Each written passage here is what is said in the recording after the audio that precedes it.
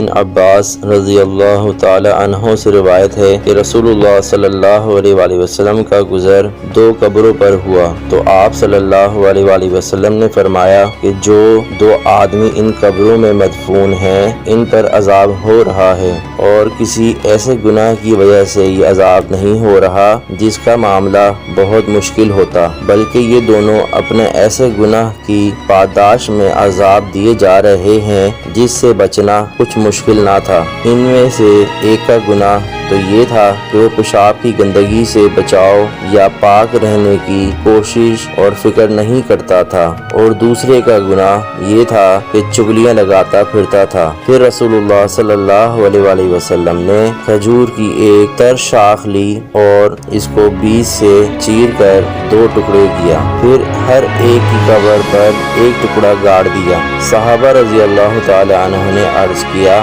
یا رسول اللہ، یہ آپ نے کس مقصد سے کیا؟ آپ صلی اللہ علیہ وآلہ وسلم نے فرمایا، امید ہے کہ جس وقت تک شاخ کے یہ ٹکڑے بالکل خشک نہ ہو جائیں ان دونوں کے عذاب میں تخفیف کر دی جائے گی۔ صحیح مسلم اور صحیح بخاری۔